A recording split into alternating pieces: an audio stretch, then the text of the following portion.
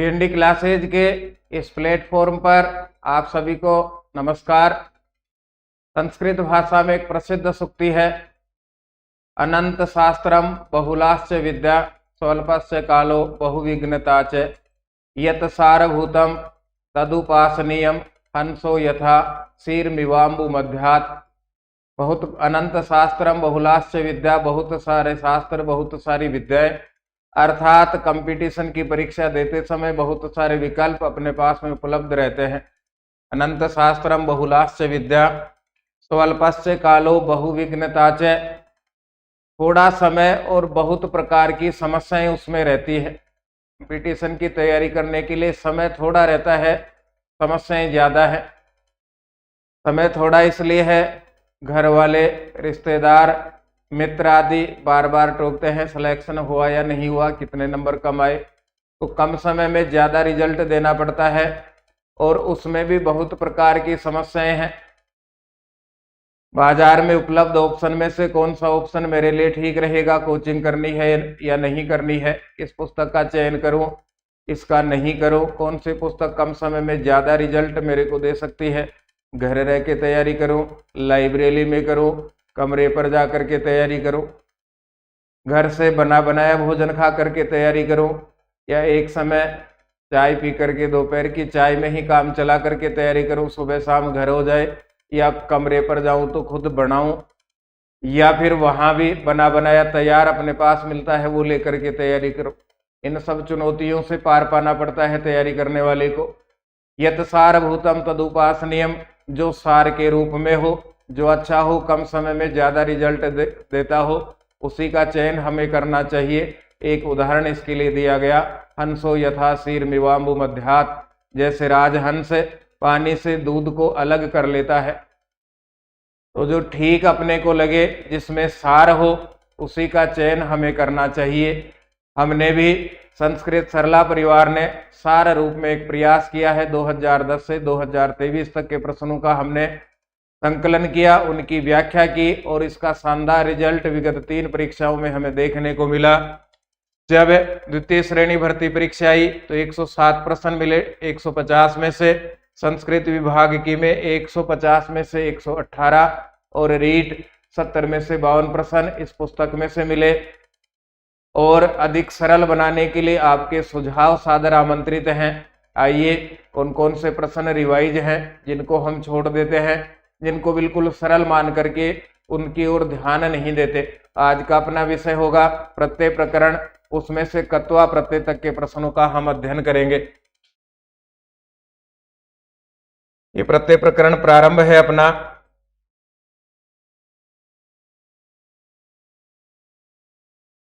प्रत्यय प्रत्यय में सम्मिलित नहीं है, बहुत पहले पूछा गया प्रश्न है और इसके आधार पर बाद में बहुत सारे प्रश्न पूछे गए। 2013 में टोंक और जयपुर जिले की तृतीय श्रेणी भर्ती परीक्षा में पूछा गया प्रश्न है। हम पहले प्रत्यय की परिभाषा से प्रारंभ करते हैं, उन सब का रिवाइज भी होगा। ये सबसे महत्वपूर्ण बुक रिवाइज के लिए है। कोई भी बुक पढ़ने के बाद में यदि इसका हम रिवाइज करते हैं तो बहुत सारी समस्याओं का समाधान हमें मिलता है। प्रतीयते विधीयते इति प्रत्यय है, ये परिभाषा है। 3 मुख्य प्रकार हैं प्रत्यय के। पहला है कृत, इसी को कहा गया कृदंत। इसका प्रयोग धातुओं के बाद किया जाता है। किसी भी धातु के बाद यदि प्रत्यय का प्रयोग किया जा रहा है तो उसको कृत प्रत्यय कहा जाता है। जैसे भू धातु कत्वा प्रत्यय, यहाँ यही समझने की बात है।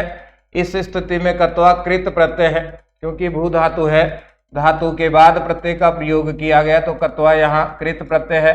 अब ये अपने पास में बन गया भूत्वा, यहाँ पर त्वा दिखाई दे रहा है तो ये कृदंत है। ये पूरा शब्द है, पूरा पद कृदंत है, क्योंकि कृत प्रत्यय इसके अंत में जुड़ा हुआ है। पहला प्रकार वापस लौटिए, कृत या कृदंत प्रत्यय। धातुओं के बाद जिन प्रत्ययों का प्रयोग किया जाता है उनको कृत प्रत्यय कहा जाता है, और कृत प्रत्यय जुड़ने के बाद में पूरा पद कृदंत कहलाता है, जैसे भूतवा। बाकी हम जानते हैं, बड़ी तैयारी हम कर रहे हैं, तो बाकी धातुओं को तो सीधा और सरल है, भू पट हस लिख गम, ये हम जानते हैं। दूसरा प्रकार है तद्धित, और तद्धित प्रत्यय जुड़ने के बाद में तद्धितांत।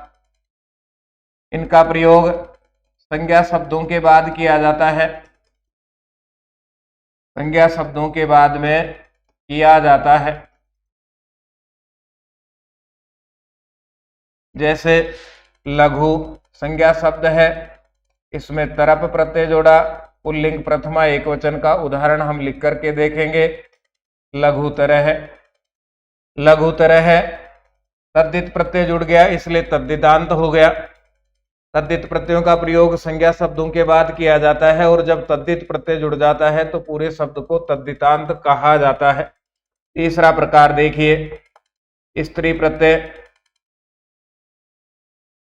स्त्री प्रत्यय पुल्लिंग के शब्द हैं, उनको यदि हमें स्त्रीलिंग में बदलना है तो स्त्री प्रत्ययों का प्रयोग किया जाता है। इसके मुख्य उदाहरण टाप, डाप, नीप, नीस आदि हम पढ़ते हैं। ये प्रत्यय की बेसिक जानकारी जिसकी समझ हमें पहले से है, एक बार रिवाइज हमने किया है। प्रतीयते विधीयते इति प्रत्यय, तीन मुख्य प्रकार कृत, तद्धित और स्त्री। कृत या कृदंत धातुओं के बाद जुड़ते हैं जो, और जब कृत प्रत्यय जुड़ेगा तो पूरा शब्द कृदंत कहलाता है। दूसरा प्रकार है तद्धित या तद्धितांत। तद्धित प्रत्ययों का प्रयोग संज्ञा शब्दों के बाद में किया जाता है, और जब तद्धित प्रत्यय जुड़ जाता है तो पूरा शब्द तद्धितांत कहलाता है। पुल्लिंग शब्दों को स्त्रीलिंग में बदलने के लिए स्त्री प्रत्ययों का प्रयोग किया जाता है। अब अपने पास में पहला प्रकार है कृत या कृदंत। कृत या कृदंत।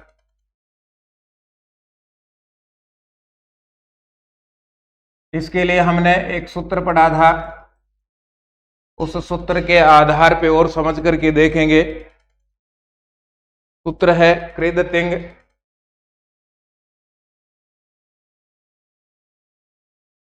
कृदतिंग यह सूत्र है, इसी का पदच्छेद करेंगे तो कृत ऐतिंग, ऐतिंग नैतिंग, अर्थात तिंग से भिन्न प्रत्ययों को कृत प्रत्यय कहा जाता है। ये कृदतिंग यह सूत्र कहता है। अब इसके मुख्य प्रकार कौन कौन से हैं? पहला इसका मुख्य प्रकार है कृत्य प्रत्यय। कृत्य प्रत्यय ये इसका मुख्य प्रकार है, जिसमें हम तव्यत, तव्य,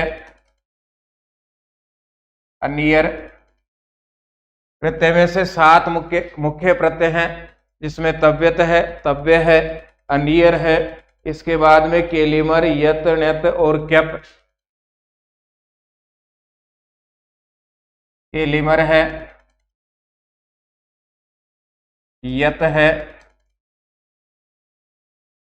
क्यप है और ण्यत है। ये समझने के इसी में से 2 प्रश्न रिवाइज हैं अब तक। इनका प्रयोग कर्म और भाववाच्य में ही होता है।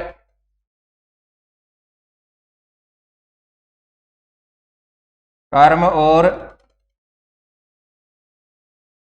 भाववाच्य में ही इनका प्रयोग होता है। इन 7 प्रत्ययों का प्रयोग कर्मवाच्य और भाववाच्य में ही होता है। कृत प्रत्यय के दूसरे प्रकार की ओर हम आगे बढ़ेंगे तो पूर्व कृत प्रत्यय कहा जाता है। पूर्व कृत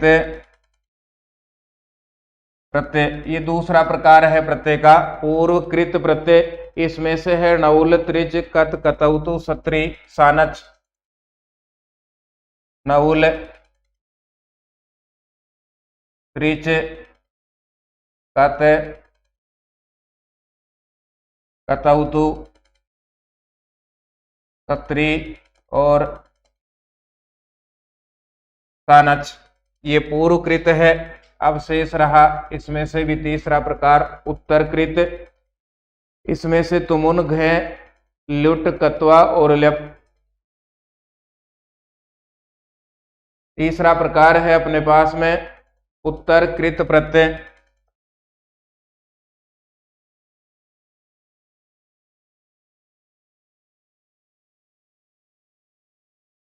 कत्वा है, तुमुन है, लप है। तीन ऐसे प्रत्यय जो अव्यय बनाते हैं, ये तीन है तुमुन, कत्वा, लप, घय और लुट।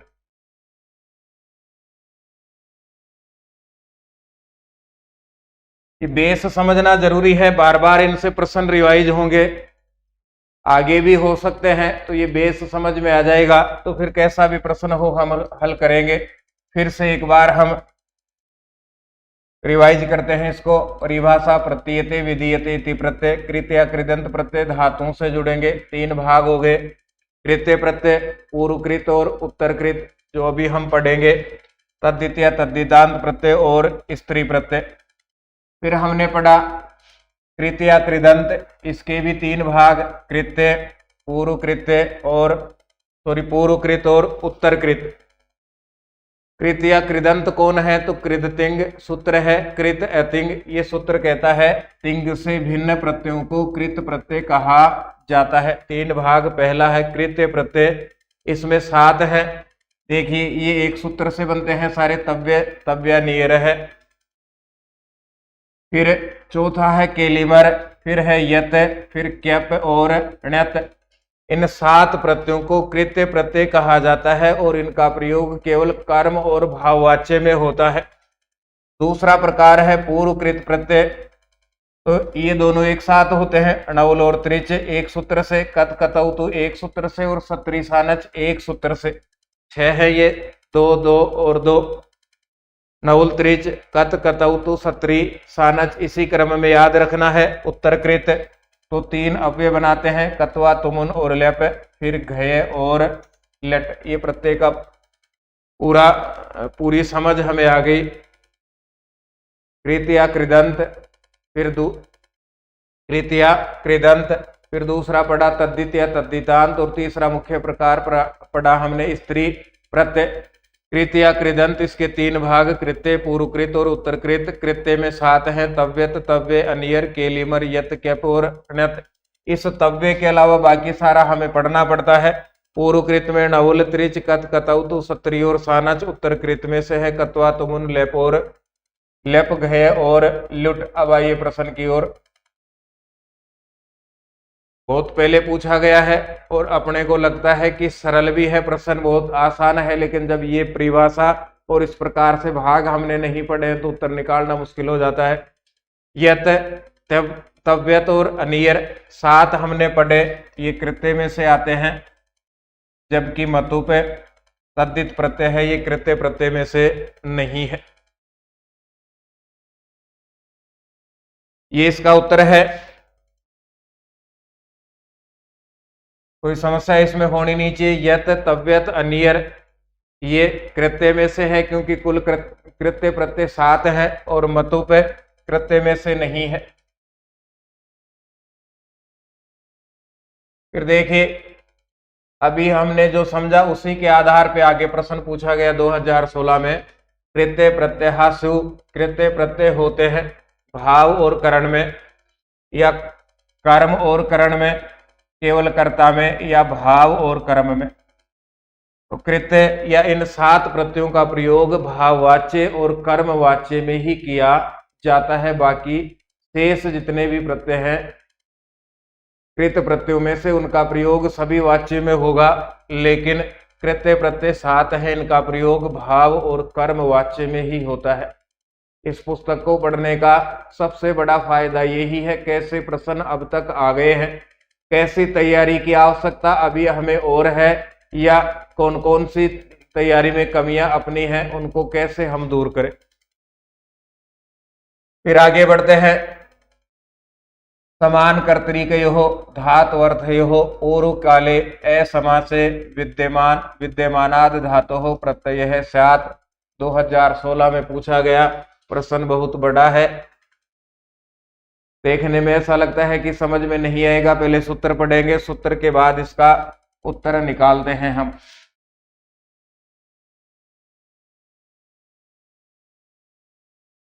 समान कर्तरिकयोः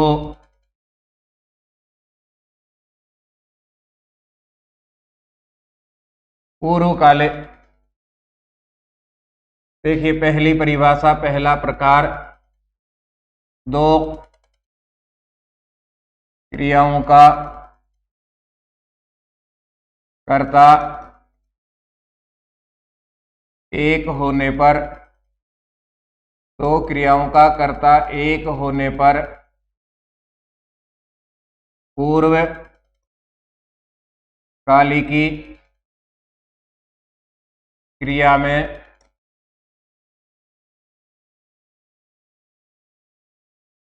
कत्वा प्रत्यय जुड़ता है। क्रियाएं दो हो और उनका कर्ता एक हो तो पूर्व कालिकी क्रिया में कत्वा प्रत्यय जुड़ता है। अब कत्वा प्रत्यय क्या है, सॉरी पूर्व कालिकी क्रिया क्या है, पूर्व कालिकी क्रिया, जैसा नाम वैसा ही काम, पूर्व पहले कालिकी काल में पहले समय में प्रथम बार संपन्न होने वाली क्रिया। प्रथम या पहले संपन्न क्रिया। दूसरा प्रकार है, यह पूर्व कालिकी है तो दूसरा प्रकार है उत्तर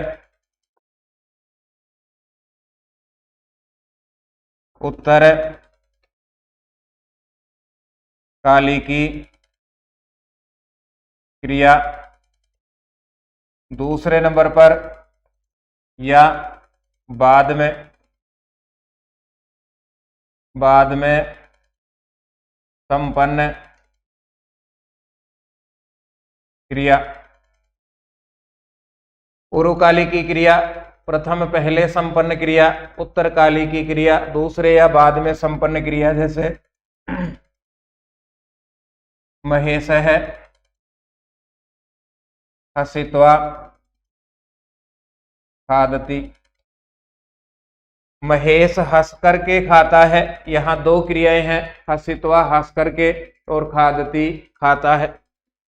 पहले हंसता है तो ये पहले नंबर की क्रिया है, बाद में खाता है तो ये दूसरे नंबर की क्रिया है। तो यहाँ जो पहले संपन्न है हसित्वा हंस करके, इसे पूर्वकालिकी कहेंगे। बाद में संपन्न है खाता है, इसे उत्तरकालिकी कहा जाता है। वापस लौटिए पहली विशेषता की ओर। दो क्रियाएं हो, ये दो क्रिया हंस करके और खाता है दो क्रिया हो गई, दोनों का कर्ता एक हो तो ये एक ही करता है। महेश ही हंस रहा है, महेश ही खा रहा है, तो दोनों क्रियाओं का कर्ता एक है। पूर्वकालिकी क्रिया में कत्वा प्रत्यय जुड़ता है, ये पूर्वकालिकी है, इसी में कत्वा प्रत्यय का प्रयोग किया गया है।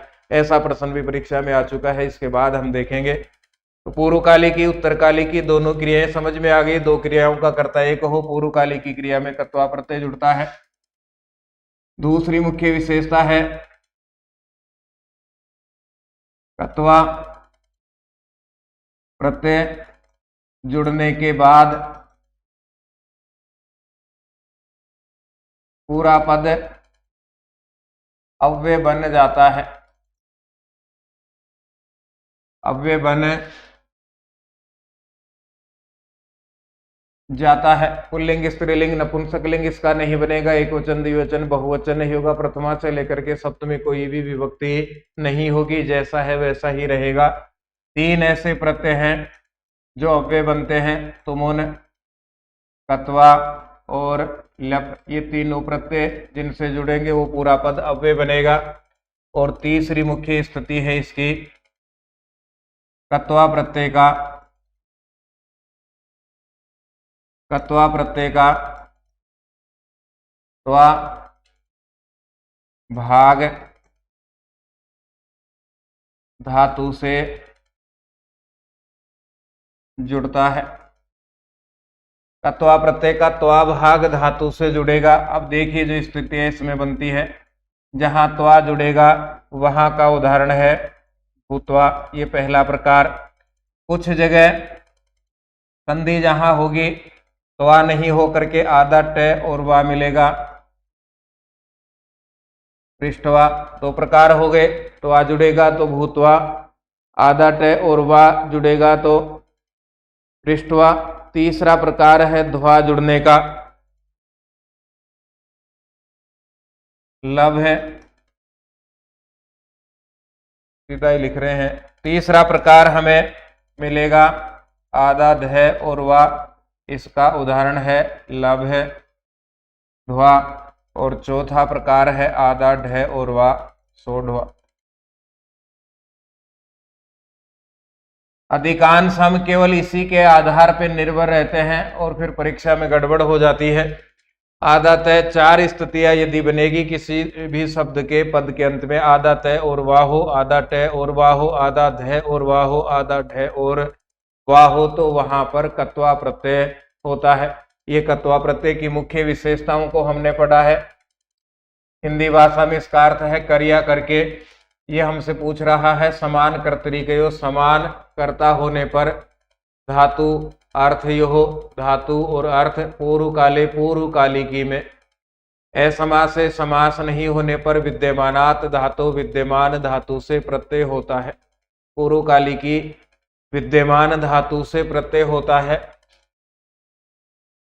कत्वा प्रत्यय इससे होता है। प्रश्न बड़ा टफ था क्योंकि सामान्य रूप से इस प्रकार से हम पढ़ते ही नहीं है। हमने कत्वा पढ़ा, उसका अंत में क्या जुड़ता है ये पढ़ा और उसके उदाहरण याद किए। लेकिन कत्वा प्रत्यय कब जुड़ता है? पूर्वकालिकी उत्तरकालिकी क्या है? दोनों क्रियाओं का कर्ता एक होने पर पहले जुड़ेगा बाद में जुड़ेगा। इसका हम अध्ययन नहीं करते, इस ओर ध्यान नहीं देते तो वहां गलत भी होता है फिर अपना। एकत्वा प्रत्यय की पूरी परिभाषा अब ये देखिए, इसी को रिवाइज किया गया 2023 में थोड़ा सा बदल करके। 2016 से 2023 में रिवाइज किया गया है। पीछे के प्रश्नों को देख करके पेपर बनाए जा रहे हैं। इससे अंदाज हम लगा सकते हैं। समान कर्तरिकयो हो पूर्व काले, इस सूत्र से प्रत्ययो भवति प्रत्यय होता है, तो इस सूत्र से कत्वा प्रत्यय होता है। बिल्कुल सीधा और सरल प्रश्न। यही फायदा हमें बुक को पढ़ करके उठाना है। लब में कत्वा इति अस्य निष्पत्ति ही वर्तते, लब में कत्वा जोड़ो। चार स्थितियां हमने वहां पढ़ी थी। पहले प्रकार की स्थिति आधा तय और वा जुड़ता है, जहां आधा तय और वा नहीं है, आधा ट और वा किसी भी धातु के शब्द या पद के शब्द के अंत में ऐसी भी स्थिति नहीं हो तो आधा ध और वा, ये भी नहीं हो तो आधा ढ और वा। ये चार स्थितियां हमने पढ़ी थी। चारों में से तीसरे नंबर की स्थिति यहां बन रही है।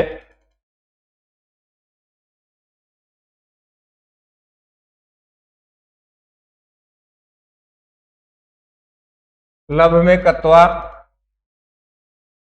तो ये बना लब्धवा, ये पहला प्रकार। अब इसी के आधार पे बाकी को हम याद रख सकते हैं। रुद्र धातु में कत्वा प्रत्यय जोड़ेंगे, लब में कत्वा, तो तीसरे नंबर की स्थिति ये देखने को हमें मिल रही है, लब ध्वा। इसी प्रकार से रुद्र में कत्वा हम जोड़ेंगे, रुद्र धातु रोकना, इसमें कत्वा हम जोड़ेंगे तो ये हमें बनेगा रुद्र ध्वा। दोनों उदाहरण एक से दूसरा उदाहरण याद रखना है। लब में कत्वा, इससे क्या बना लब्धवा। चार स्थितियां हमने देखी, या तो तय और वाह हो, या फिर ध और वाह हो, या ट और वाह हो, या फिर ढ और वाह हो। यहाँ पर ये स्थिति हमें देखने को मिल रही है, लब में कत्वा लब्धवा। यदि इसी प्रकार का दूसरा उदाहरण आता है तो हम याद रखेंगे रुद्र रोकना, इसमें कत्वा जोड़ेंगे तो रुद्र ध्वा बनता है। फिर आगे बढ़िए, मयूर है मेघम दृष्टवा, नृत्यति वाक्यस्मिन् प्रत्यय प्रयोग है विहित है। इस वाक्य में प्रत्यय का प्रयोग किया गया है। 4 शब्द दिए गए हैं और हमसे पूछा गया है पूरे वाक्य में कौन सा प्रत्यय है, तो यहाँ ये सीधा और सरल दिखाई दे रहा है, दृष्टवा, दृशीर। और इसी का सरल रूप हम पढ़ते हैं, दृश्य, देखना। इसमें कत्वा प्रत्यय जुड़ करके दृष्टवा बनता है। इसी प्रकार से पृच्छ में कत्वा प्रत्यय जुड़ करके पृष्ठवा बनता है, पृष्ठवा, दृष्टवा। एक से दूसरा उदाहरण हमें जरूर याद रखना है ताकि कभी दूसरा भी है उसी के आधार पे हम उत्तर निकाल सके।